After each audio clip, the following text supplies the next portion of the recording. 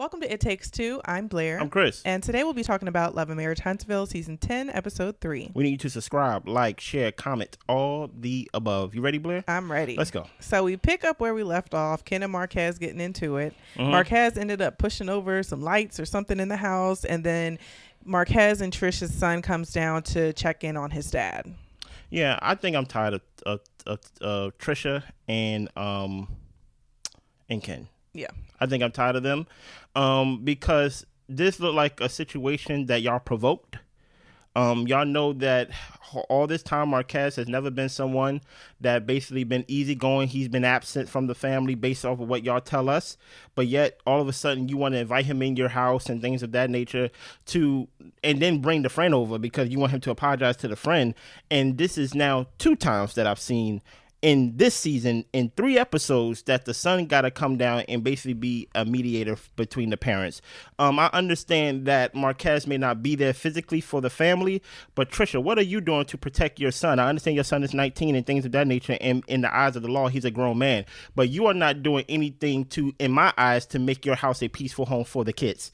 So that's why I'm like, I'm done with this. I'm done with what Ken said in that confessional talking about you was right, Trisha, and like, I can't be savior. No, I feel like you like being savior, Ken. I feel like you like the mess. You heard Trisha say last season, Blair, that, hey, she likes to be angry, and sometimes she likes to poke the bear, and sometimes she feels like Ken is too nice, and she want to basically get him to a point to where she is, to where she likes to be angry and basically do things to provoke. So I'm off of them completely. Yeah, I really don't have anything to say, honestly. I think the whole situation is dumb. Like, get the divorce or don't. Exactly. and Trish, tell Ken that you don't want to marry him. And let's be honest and move on from our lives. Please. Kimmi and Maurice have a date night at the house. Yep. Apparently, Kimmi went to go check on Jaylin, and she talked to Jaylin about the possible family business of them all coming together. Yeah. And Kimmi says that the kids have reservations, Jaylen and Maurice Jr., because Maurice does his dictator thing. Yeah. He works little, talks a lot. Okay. Jaylin said that he didn't look at Maurice as a father figure. He looked at Maurice more like a mentor, older brother, but he considered Marsau more of a father figure. Maurice wants to talk to Jaylin to let him know that he loves him and he wants the best for him. You want to go first? Yeah. Honestly, I felt like they're like fishing for a storyline with this, to be honest. Potentially. I feel like there's enough questionable things with Maurice Facts.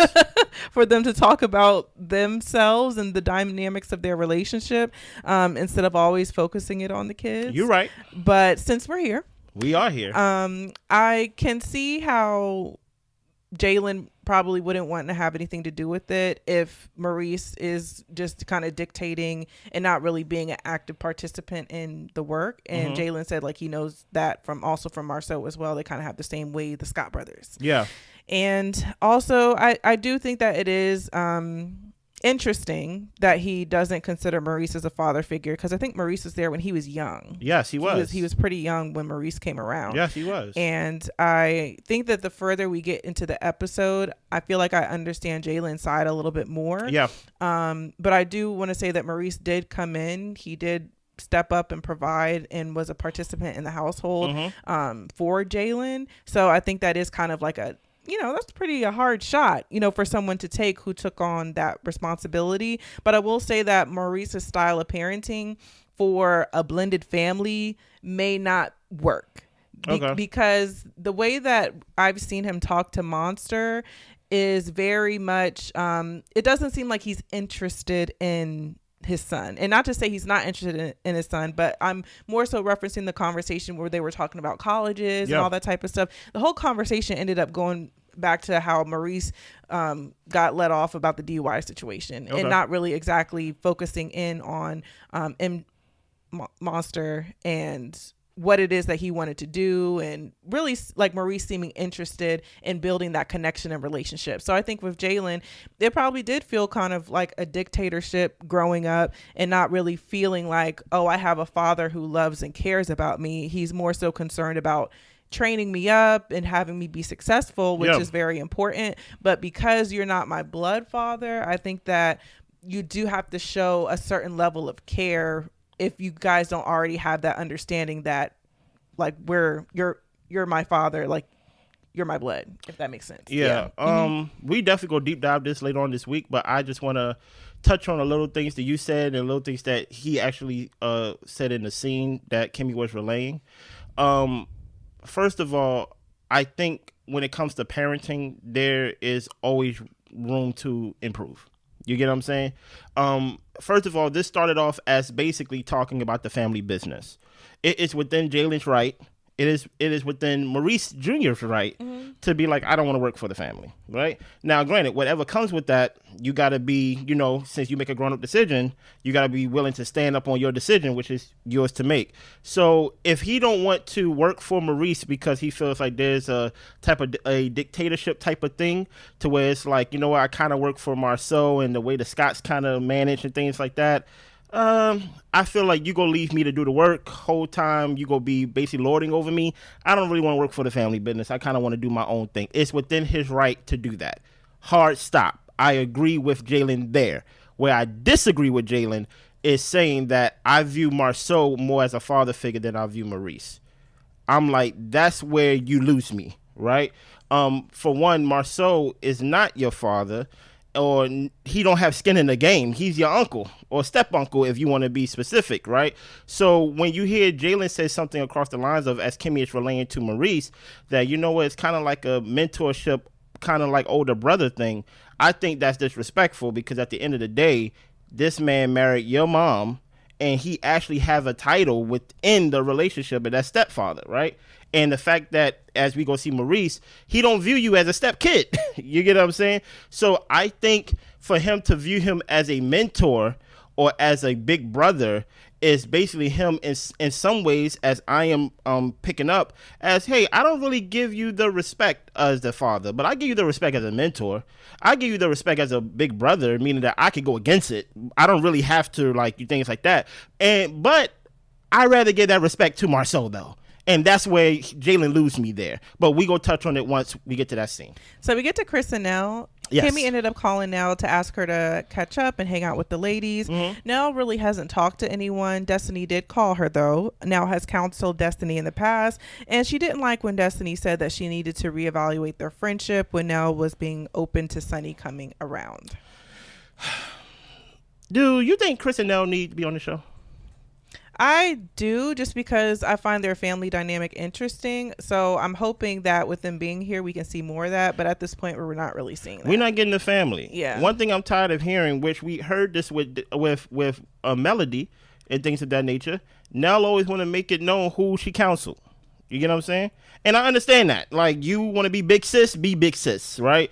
But I'm like, hey, if you're not going to show your life, because as I agree with Blair about the last segment with Kimmi and Maurice, where it's actually time for them to talk about their life, they brought Jaylin from the back room and said, we go talk about you. You get what I'm saying? Exactly. I want to talk about the Fletchers. I don't want the Fletcher story to be Destiny. Yeah. Dude, you get what I'm saying? So that, I don't know. Let me know what y'all think. Dude, y'all think Chris and Nell fits on this show as they are showing themselves right now? I don't think so. So Trish, Tisha, Kimmi, and Nell all meet up. Yeah. Kimmi just wants everyone to get to know each other better. Trish fills the ladies in on the drama with Marquez. Yeah. Kimmi talks about how Jaylin felt like her relationship, or his relationship with Maurice was more of a mentor instead of a father figure, which more so was Marsau. And Tisha explains, well, Jaylin has had more one-on-one time with Marsau because Marsau has employed him. And Marsau does also say that Jaylin is his oldest son. Okay. Kimmi says that Maurice is very hands-off, and when Jaylin was younger, he would just gravitate to people who gravitated to him. Nell tells the ladies about Lance having a baby as well as Chris having a baby, and Tisha didn't understand why Nell would be for him and Destiny to date if he has somebody pregnant at the same time. Apparently Nell didn't know. She was for them being together until things kind of got rocky with Destiny in their relationship. Yeah. So Nell asks how Tisha and Kimmi feel about the martel situation, the interview, the accusations of the cheating, and Tisha asks Nell how she felt about it. What? Well, Nell don't feel no way about it because that's not her husband. Whole time. And she knows that Tisha is deflecting. Trish thought that it was fake. It was ghetto. Like, Trish is just not even paying attention to the actual like play-by-play of what's happening at this table right now. Yeah. Kimmi laughed at first because it wasn't believable. And Tisha said she shared how she felt on her IG page and she's done speaking about it. So do you get paid for stuff on your IG page, or I don't understand. Or do you get paid to be on this show to tell your story and your experiences? And maybe you do get paid off IG, but this is the platform that gave you the followers for your IG for people to be interested in what you're saying over there. So I really never understand it when people come on to reality TV and they want us to go to a different platform to figure out what's going on with them. I thought this was your home base. Yeah, I really. Truth be told, I actually would have had her do a whole like, hey, do it again. I want to see you act out what you did in that IG live on the show. Yeah, you get what I'm saying. But no, I agree with you, Blair, right there. Yeah, Tisha said we should speak directly to the person and not speak about the person to other people when it comes to this friend group. Everyone agrees. Partly because Tisha doesn't explain what she's talking about. Of course not. Then she ends up talking about how Chris made the statement about Maurice and Marsau getting the NDA signed. Yeah. Nell says that, of course, it's her husband. She's going to stand by him, but she can't control what he says. Tisha, of all people, should understand. Yeah, she should understand. You're right. Kimmi says that Maurice felt away because he has been cool with Fletcher and he's never really made jokes about their situation or their past with infidelity. Yeah. Nell didn't want Maurice to feel any type of way, so she does plan on talking to Chris about it just to smooth things over. And Trish invites the ladies to their Western themed birthday. Let me go first because I don't have a lot to say. Okay. You hit the nail on the head. Actually, you took the words right out of my mouth, literally, thief. When it came down to, Tisha, I understand you say I'm not going to talk about it no more, but the person that you talked about is literally a castmate on the show. Yeah. So I don't understand the whole, and then on top of that, not only did you went live, like you did an interview with the creator of the show. Like, so it's like your boss, your superior. Why would we not talk about it? Why would we not talk about it? So what are you going to do now? So now we got to go the whole season, and you know how Carlos is going to do this season. We're going to go basically 10 episodes, then we go take a break, and then we go come back sometime at the top of next year. And basically we got to wait a whole nother 6 months for the reunion to get asked questions about something that you did potentially 2 years ago. That's not helping the show. And this is what I mean when I say I'm happy that Melody is gone, because I'm only happy that Melody is gone because not because of Melody per se, but because I want these people to work on their own storylines. But now you're latching on to something that you did out of season, and now when asked about it in season, y'all definitely don't have nothing else to talk about, and then you choose not to talk about this. I'm just like a waste of a scene in my opinion. Yeah, and honestly, I feel like Kimmi could have spoken up more. I mean, she said that it was laughable, but the thing is, we aren't getting a true depiction of what's going on with you guys. Yeah. And if you guys don't want to share, I'm sure there's, liberties that people take on being on reality TV of how much they want to share, which is fine. But the fact that Martel and Melody, their whole relationship and the demise of their relationship was out on Front Street for everyone to see, it does put a level of expectation for the same level of transparency for everyone on the cast. And when they don't meet it, then it feels like we're falling short, And I guess I feel like I'm critiquing the show more than I'm reviewing the episode. But it's facts, though. But that's just where I'm at right now. I'm about to say, this is, listen here, y'all already abandoned the whole, the whole comeback crew part of the show and things of that nature. It's not about real estate anymore. So now it got to be about love. In marriage. In marriage. In Huntsville. Dude, you get what I'm saying? Like, I will hope so. Not the other stuff. But, continue. So far, I'm just counting the ways. So far, we got Trish and Ken, who's not married. Well, she's married to another guy. We had Kimmi and Maurice, who talked about, Jaylin. A grown man. Have nothing to do with their marriage. His own home. Chris and Nell, their storyline is destiny. Nothing to do with their kids, about that daughter that ran out with the first time we saw them. We haven't heard from her since. I wanted to hear about that. I want to hear about that. And now we're here talking about Tisha's story is basically what she said about Martel. Let's go to the next segment, guys. Or what she's not going to say about Martel. Oh, what she's not going to say about Martel. You're right. So Jaylen and Maurice have their conversation. You're right. And he talks about how he was hesitant about joining this family business that Maurice is talking about because the Scots tend to delegate and not really chip in. Maurice didn't give Jaylin much leniency compared to Maurice Jr. Yeah. Maurice Jr. could be playing the game and Jaylin would be asked to do things instead. And Maurice thinks that's, the parenting that he did with Jaylin worked because Jaylin is a put together adult. Okay. Jaylin thinks that Maurice loved Maurice Jr. more, and Maurice says that Marsau is more of a father figure to you, like your formative years, your parents are just trying to get it right, like where did I fail? Jaylin tells him, you taught me how to fix things, you were more of a mentor, but when working with Marsau, like he gravitated to him more as a father figure. He explains that Jaylin was trying to not get his hopes up with Maurice in case things didn't work out with his mom, so he wouldn't get disappointed, and Maurice lets him know that you are my child by choice. Do you want to go first or me? I'll go first because I don't have much to say. Okay. When it comes to this conversation, I feel like I wish Jaylin had more words for what he experienced, because if Jaylin and Kimmi and Marsau and all these different people can attest to the fact that there might be a difference in the way that appreciation or love is shown, even though you might feel like I'm your son and things like that, it's interesting that it doesn't show the same. And I think because of that, I wish Jaylin had more words to describe it. I felt like as the conversation went,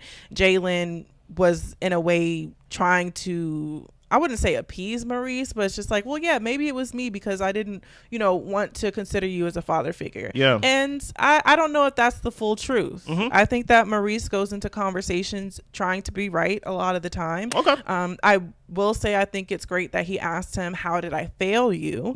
And I felt like Jaylin didn't express himself the best of where Maurice dropped the ball, so we could get a bigger picture of what exactly we're talking about here, which also lets me feel like, okay, maybe this shouldn't have been a storyline if we really can't get to the bottom of it. So, yeah, that's fair. There's so much nuance. There's so much nuance in this conversation right here, and I'm gonna try to attack it in all angles right now, right?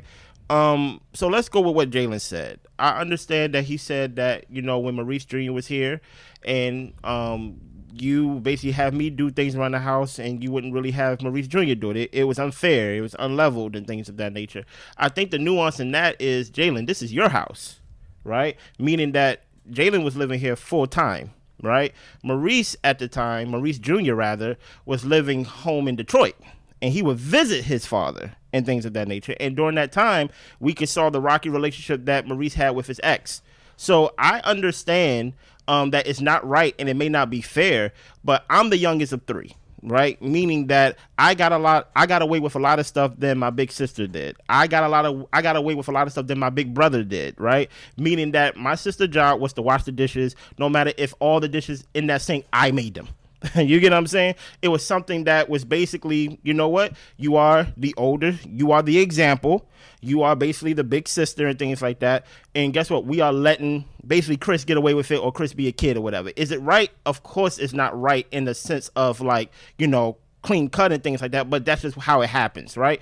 I think there is room to critique Maurice's parenting, right? And I have no problem with that. But the question that I have with Jaylin, or rather the question that I have with you, is that if you feel bold enough to basically say to me that, hey, you're not a father figure to me, you're more like a brother and a mentor, and then I ask you why, what happened, and you say, I wish Jaylin would have had more to say or basically like explain himself better, that's fully his responsibility. I'm not going to make the argument for you, because you're coming to me saying that, hey, you're not my daddy, and you're coming in here with accusations that I don't love you the same way as I love Maurice Jr.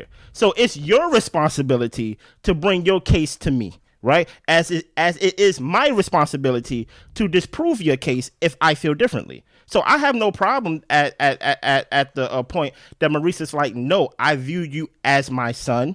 And even Jaylin saying like, hey, you know what? Maybe I did have a guard up because you know what? Like, you was dating my mom and things of that nature, and maybe like I didn't want to set myself up for a disappointment. Guess what? Okay, that's fair. I'm not going to judge you for that. But what I'm judging at is, how do you view Marsau as a father figure? That's the only part that is the only disrespectful thing to me, in my opinion, that Jaylin said. I think out of everything Jaylin said, that is his experience. And guess what? It's Maurice's job to listen to his experience, to accept his experience, and for them to find a common ground. Right. Where I refuse to find a common ground is that you're going to call someone else a father figure who don't have no skin in the game, right? It's already good enough that he's your uncle. He doesn't have to be your father. You get what I'm saying? Like, I'm not understanding that. We have to understand that even as parents, I understand there's things that you will not get credit for ever, right? And I do agree with Maurice slightly that, hey, you know what?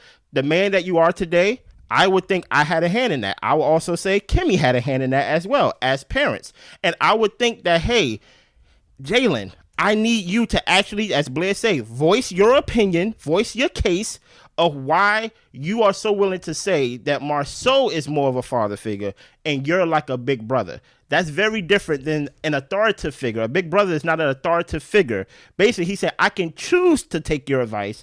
I can choose to follow you. But with Marsau, his words hold more weight in my life. And I'm like, how can you say that when you lived in the house, when you wasn't under his protection, you wasn't under his provision, you wasn't under, like, Marsau have no skin in the game. And one comparison that I always say is, hey, you may feel that way, but I would challenge Jaylin to talk to Marsau's son.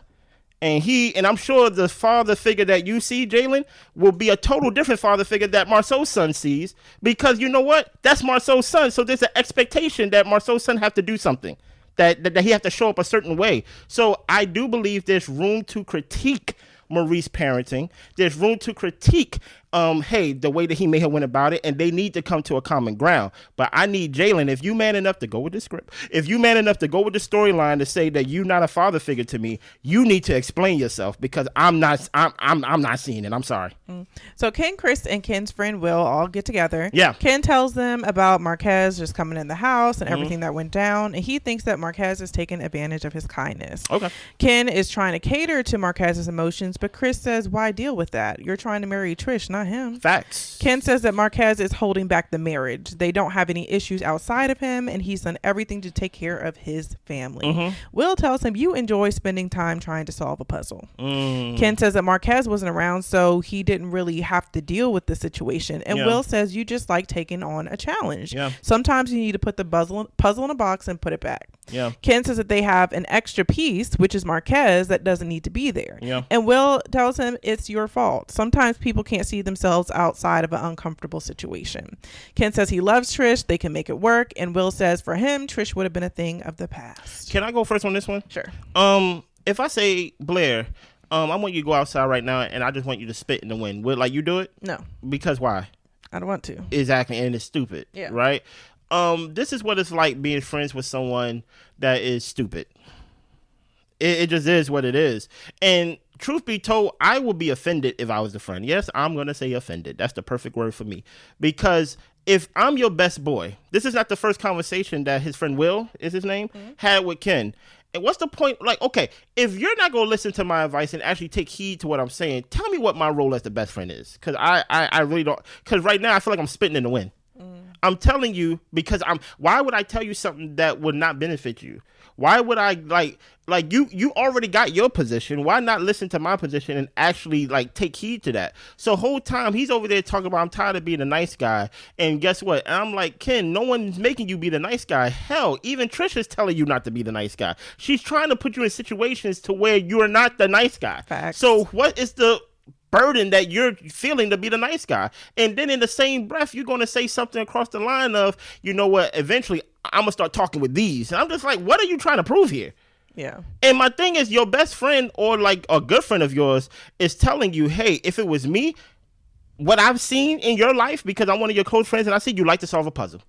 You don't like the things to be already set in place to where it actually benefits you, to where it's easy for you. You want to be a savior. You get what I'm saying? And at the end of the day, you're combating me on when you're asking me what I think and what I would do. Chris is here. He don't know you from a can of paint. And he's over there saying, why are you catering to his feelings when you're with the girl? And whole time, Ken said something in the scene that we said in the deep dive that we are in complete opposite sides of. Ken said that Marquez is really the stumbling block for him to basically progress in their relationship. And I said, you're wrong. Yeah, it's Trish that's it's the stumbling block. Mm-hmm. So I'm talking to Ken, it's like spitting in the wind. Yeah. Ken is doing what he wants to do. Pretty much. And this is the life that he wants to live. And I think that his friend is coming to accept it, because he's not even sitting up here arguing him for real. He's just like, you know what, this is what you want. You like a puzzle. You like a challenge. if it was me, she would have been a thing of the past, because who's going to put in all this time, effort, money, headache to be a part of this madness? And you want a marriage at the end of the day, and she couldn't get herself together to write down some divorce papers. Facts. So it's dumb. It's just really dumb. So Tisha and Marsau have dinner with Kimmi and Maurice. Jaylin, you know, we talk about him looking at Maurice as a big brother, Marsau more as a father figure. Maurice says that he wasn't treating him differently because he chose to father him. It was the way that the Scotts grew up, that the older kids were next in line when it came to responsibility. He thinks that Jaylin was raised well, and if he gave him correction, it was when it was needed. Kimmi says that she does feel like he treated Jaylin differently. And she told him that before Maurice Jr. ended up moving down there. And it was hard for Jaylin with this whole blended family situation. At the time, Jaylin gravitated to Marsau because Marsau was someone who gravitated to him. And, you know, he wasn't always getting in trouble or fussed at, whatever the case. Marsau says, you know, you're stating your sentence with a but, because Maurice has rebuttals for everything. And he says you're defending your stance, and the thing is, we're trying to convey information to you. It's already hard enough to talk to you. Marsau understands it because, you know, I grew up with the golden child, and it's like golden child 2.0 with Maurice Jr. And for some reason, Maurice thinks Marsau was lying. I feel like that thing was cut up weird, because I'm just like, how did we get here? Because he was like, you sound like Chris now. And then it's just like, what? But it sounds weird. I would say, I find it interesting that Marsau tells Maurice that he's hard to talk to, where basically Marsau's position, and I have no problem with it, it's entertaining, that Tisha can't tell Marsau nothing. At all. Wanda can't tell Marsau nothing. No one can tell Marsau nothing. You get what I'm saying?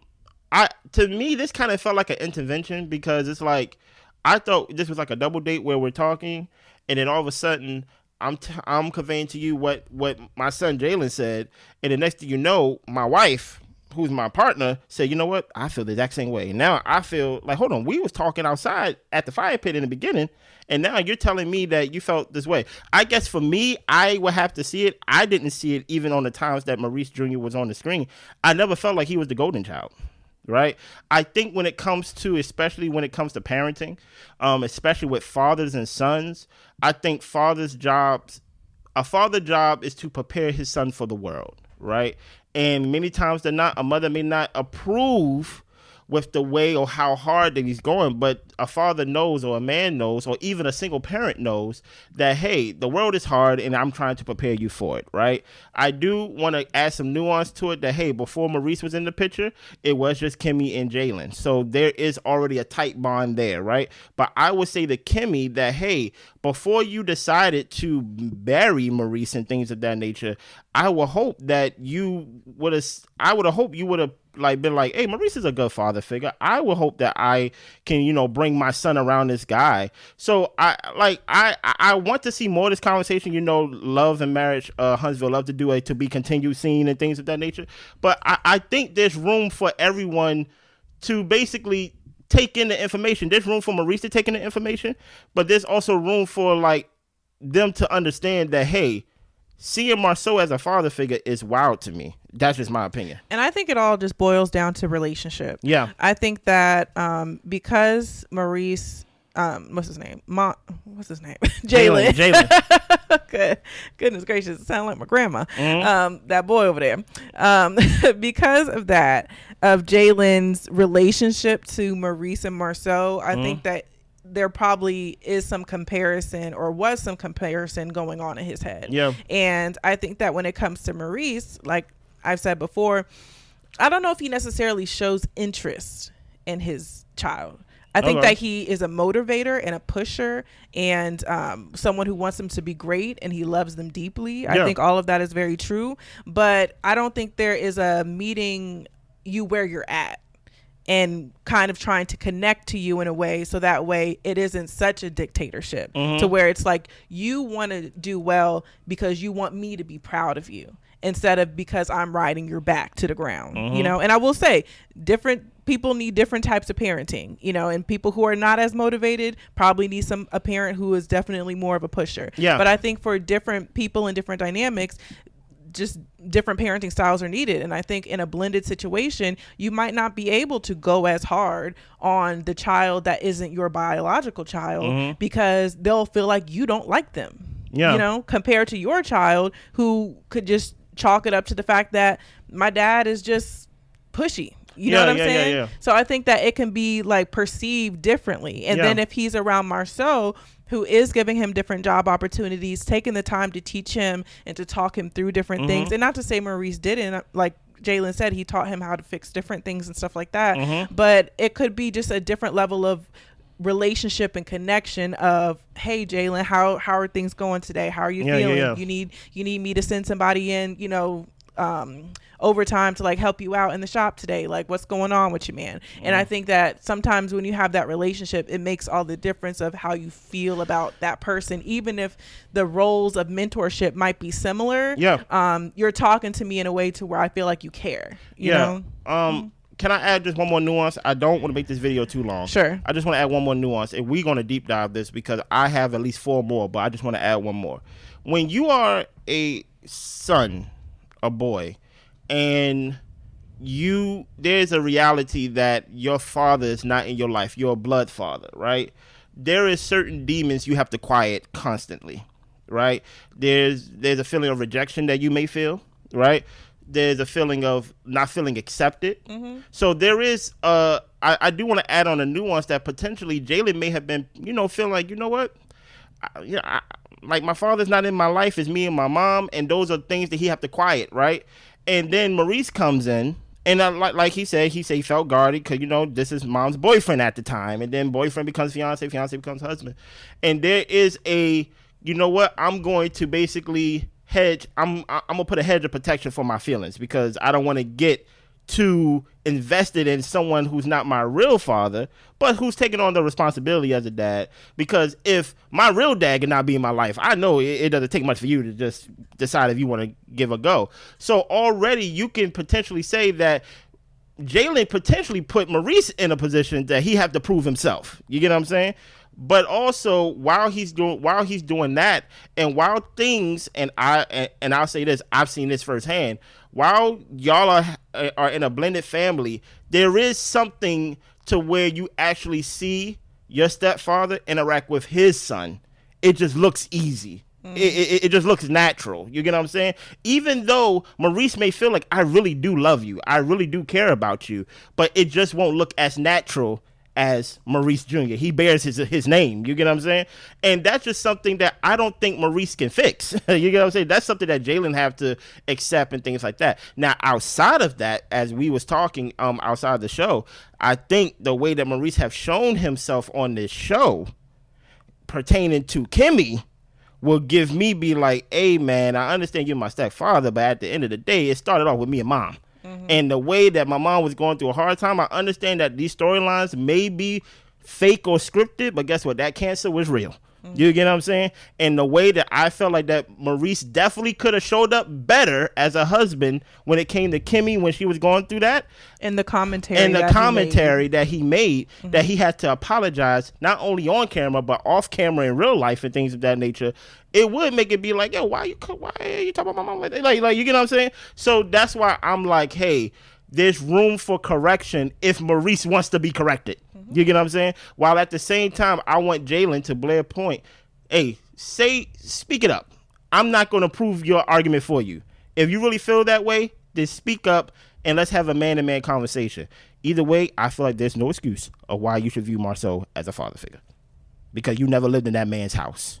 You was never under his protection and never under his provision. I understand that Kimmi played a part, but we just cannot negate that, hey, there is a positive effect of a man as a father figure, as Maurice was to Jaylin, being just a presence in Jaylin's life. And we just cannot negate that, no matter how we feel about Maurice personally. That's all I got. I need you to subscribe, like, share, comment, all the above. We see y'all. Bye.